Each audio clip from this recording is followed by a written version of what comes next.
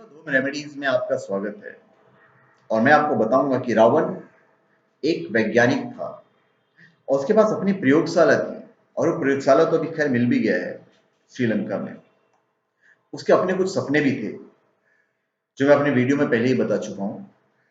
रावण का जब जिक्र होता है तो हमेशा उसके दुर्गुणों को याद किया जाता है, लेकिन रावण में कुछ ऐसे दुर्लभ गुण थे और जिज्ञासाएं भी थी जो उसे एक अलग ही शख्सियत का दर्जा देती है। रावण स्वभाव से वैज्ञानिक सोच का और बेहद महत्वाकांक्षी था। उसने हजारों साल पहले जो सपने देखे थे, आज भी वो सपने सपने ही हैं। और आज के हमारे वैज्ञानिक उसे पूरा करने की कोशिश कर रहे हैं। इससे ही अंदाजा लगाया जा सकता है कि उसके सपने कितने बड़े जटिल और बड़े थे। कहते हैं कि जब वो अनावश्यक रूप से युद्ध के जाल में फंस गया, उस समय वो कई बेहद महत्वाकांक्षाई प्रयोगों में जुटा हुआ था। कुछ सालों पहले श्रीलंका के उत्तरी जाफना और बटिकलोवा के बेहद घने जंगलों में श्रीलंका की सेना लिपटे से लड़ते हुए कई दुर्लभ धरोहरों से रूबरू हुई है। इसमें घने जंगलों के बीच गुफाओं में 3 प्रयोगशालाओं जैसे ढांचाएं भी पाए गए हैं। माना जाता है कि वही प्रयोगशाला है जहां रावण अपने सपनों को साकार करने वाला प्रयोग कर रहा था।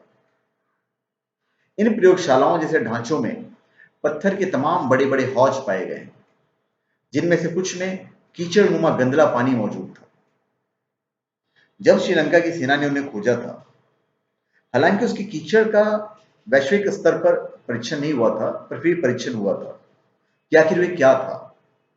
मगर माना जाता है कि कई प्रकार के धातुओं से अंतःक्रिया कराया गया यह जहरीला द्रव था।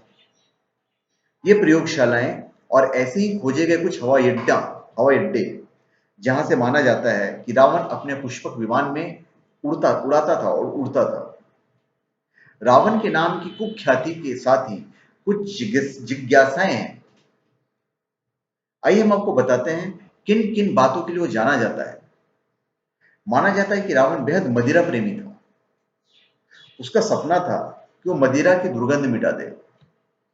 जरा सोचिए, आज की दुनिया के तमाम वैज्ञानिक का यही सपना है कि अगर शराब से दुर्गंध निकाली जा सके तो उसके उपभोग में कई गुना ज्यादा का विस्तार हो जाएगा। मगर तमाम कोशिशों के बाद भी दुनिया के तमाम वैज्ञानिक आज ऐसा नहीं कर पा रहे हैं जो सदियों पहले रावण करना चाहता था। दरअसल रावण अपने जमाने में विज्ञान और तकनीक का गहन जानकार था, लेकिन शराब से दुर्गंध बाहर निकालने का ख्वाब जो था वो पूरा नहीं हो सका। शायद इसलिए कि वह अनावश्यक युद्ध में फंस गया था। मसलन रावण का एक और बड़ा सपना था कि सोने में सुगंध डाली जा सके। वो सोचता था कि अगर सोने में सुगंध पैदा हो जाए तो सोने की कीमत न सिर्फ कई गुना बढ़ जाएगी, अपितु वह इंसान के लिए बहुत सपनीला हो जाएगा। रावण का सोने का जो प्रेम था सोने के प्रति, वो जग विदित है। अपने इस प्रेम के चलते उसने अपना महल और लंका की तमाम इमारतों को सोने से बनवा रखा था। रावण किसी महत्वाकांक्षी आधुनिक वैज्ञानिक की तरह ही पूरी प्रकृति पर कब्जा जमाना चाहता था। रावण की एक इच्छा स्वर्ग तक सीढ़ियां बनवाने की थी, ताकि वो साबित कर पाता कि स्वर्ग या नरक जाने के लिए कर्मों का साथ जरूरी नहीं है। मगर ये इच्छा उसकी पूरी नहीं हुई। रावण की एक बड़ी इच्छा इंसान के खून के रंग बदलने की थी।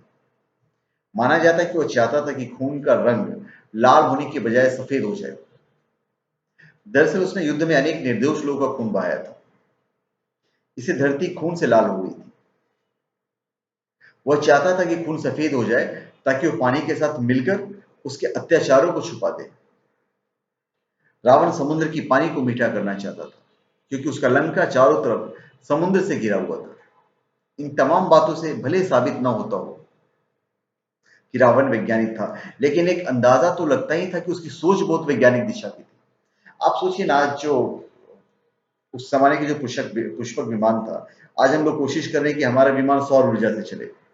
तो पुष्पक विमान उस टाइम चल रहा था, उस टाइम में पेट्रोल तो डीजल तो था ही नहीं, तेल तो था ही नहीं, तो कैसे चलता था? सौर ऊर्जा से चलता था। तो उसने उसी वक्त ये सब चीजें डेवलप कर ली थी, विकसित कर ली थी, जो आज हम कोशिश कर रहे हैं। तो निश्चित तौर पर एक वैज्ञानिक था। तो धन्यवाद। आपका हमारे चैनल पे स्वागत है। आप हमारे चैनल पे सब्सक्राइब करें और अपने कमेंट दीजिए। धन्यवाद।